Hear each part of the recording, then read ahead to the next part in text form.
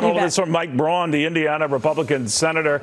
Senator, always good having you. You know, it's been baptism by fire ever since you arrived in Washington, and now possibly an impeachment trial if it ever gets to the Senate.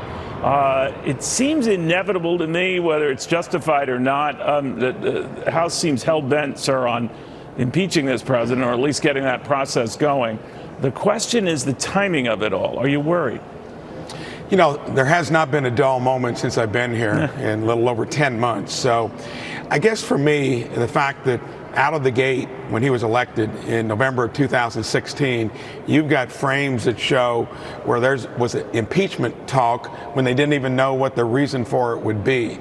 And the process itself has left a lot to be desired. So as we navigate through the witnesses that are their witnesses that basically say the same thing, we need to see the entirety of it. And I think Congressman Jordan is right. Maybe some witnesses that would be giving a different point of view.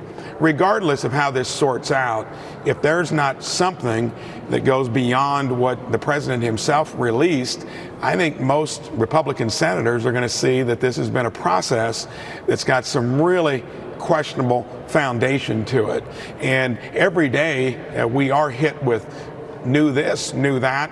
So far, I think it's just been a repetition that really doesn't add to the discussion. So it really hasn't moved me because, like I say, I've been suspicious from the get-go.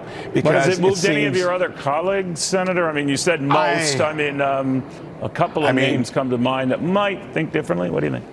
I think other than maybe a few that have mentioned it early in the process, I think by and large there's not been much of a shift. And I think if it's a continuation of what we've seen, even if it comes over here with an impeachment indictment, that it's not going to change the point of view of what we do in the Senate if nothing is added to it. And again, I think it begs the question, how did it get started? What's the motivation? Has the process been good?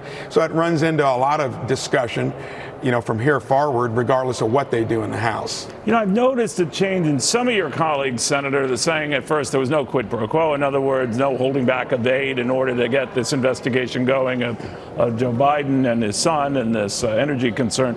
But some have taken it to the next level. Even if there were, it's not impeachable. Are you in that camp?